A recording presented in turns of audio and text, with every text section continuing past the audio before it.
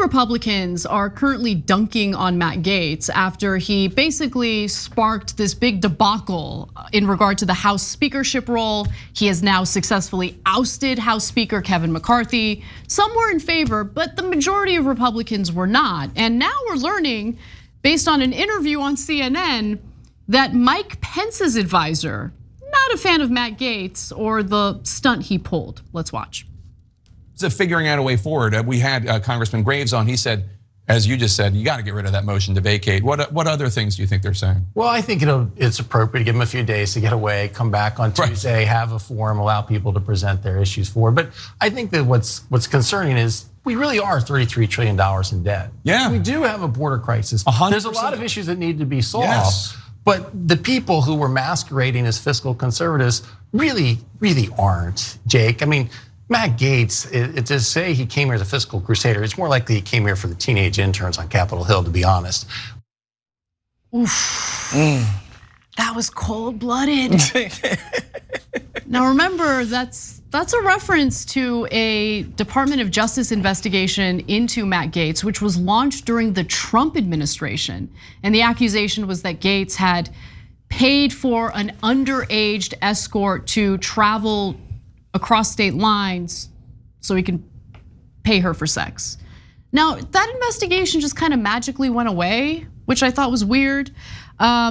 Remember, his father is very connected in politics. He was a politician in the state of Florida. I don't know if that had anything to do with it. But wow, that was Marc Short, by the way, an advisor to Mike Pence. That was very cutting, and I think it speaks to a GOP-wide, especially from people who have been around for a minute, disgust for Matt Gaetz. I think Matt Gaetz has a lot of Ted Cruz in him.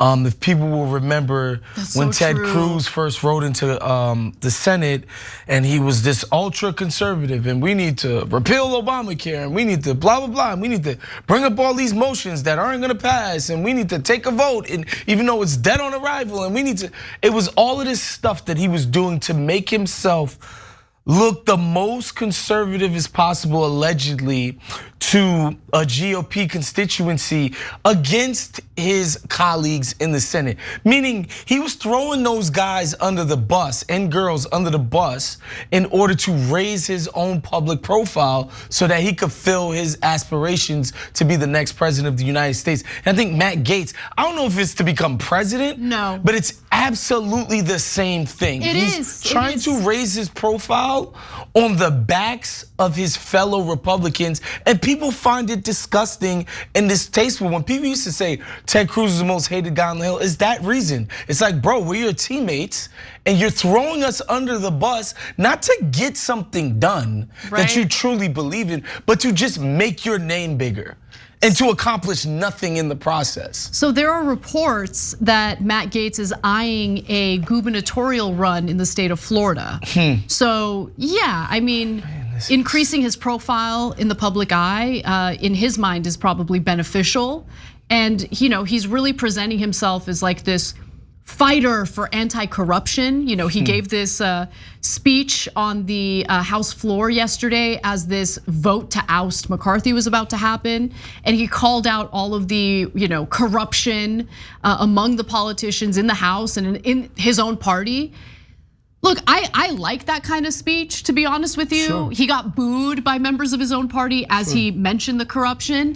But the reason why I bring it up is, while I support that message, for Gaetz, it's really not about calling out corruption, if you ask me. Again, it's about campaigning for his next political role. And I really do think he's gonna eventually run for governor of Florida, and I think that's what this is really about. Yeah, and also you can't discount the DeSantis effect, right? A guy who's been very successful in his own right by doing a lot of this same stuff, attention-seeking behaviors on a policy level, or even when he's just doing declarations about things that he's gonna do, that he's for or against. It's effectively government by troll. And it's kind of worked for DeSantis. Although I think most people would argue that DeSantis was popular because he didn't shut down Florida, that he kept the schools open. Those are the things that people liked. It's not that he was busing immigrants and migrants to freaking California and New York or whatever, or Nantucket, whatever the hell he was doing.